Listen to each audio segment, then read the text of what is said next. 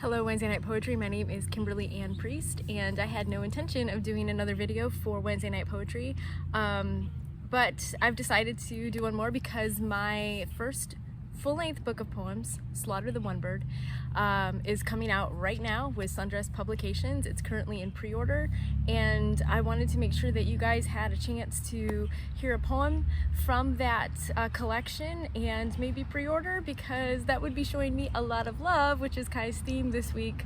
A lot of love that I could really use right now. I am currently in the backyard of one of the homes that is represented by that book, where a lot of really horrible things happen. So as you can imagine, the last few weeks for me have been filled with extra stressors, a lot of sleep loss, a lot of flashbacks, a lot of things that I really struggle with here. So right now though, it's one of my places to land. So my son lives here, and so I would really appreciate it if you would order my book. I don't know that a lot of people want to read stories of sexual assault and domestic violence, especially over the summer. This is not like a backyard, sit in my lawn chair, sip some lemonade type of book. This is more of maybe a book with a glass of bourbon or something.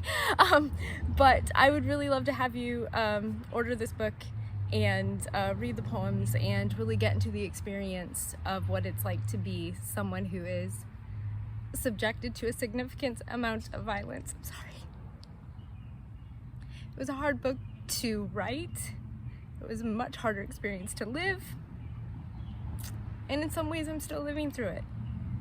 So I'm going to read a poem to you from that book. It really is the closest one that I could come to as a theme of love, because this book is more about love gone wrong than anything. But one of the most loving things that I was able to do in that situation was to try to teach my children how to love and to think differently about their environment and their experiences, and their futures, how to love in the future, what to take away, what not to take away, etc., etc. This poem is called A Reflection on Pathos. Pathos, you know, having to do with feeling, and how feelings can be, they can be wrong. They can be, not wrong, that's not the right word. They can be misleading, they can be misguiding. Sometimes what we feel is not really love, it's other kinds of attachment. So that's what this poem is about. So I'm going to read this to you. A Reflection on Pathos. Rabbits circle near the raspberry bushes, searching for something to eat. My son reaches to brush his baby fingers over their backs and ears. They freeze, startle, escape. The grass waving behind them like a soft crop of hair. A landscape so unmolested, perfect. Some say he looks like his father. I think he looks like me. Every mite and particle. His thick brows and bold jaw demanding attention, but not the sort that most sons do. I taught him to be mine, to remember the consequence of matriphagy, how Eve guided mothers toward the importance of sons, to let them consume, protect their fragile egos after ritual offering, and how this pathos favors touch.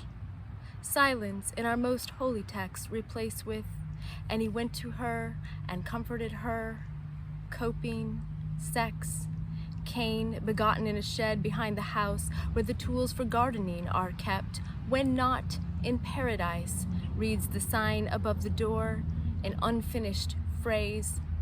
If only we knew beforehand what would come of our longings for Eden, what damage we would make.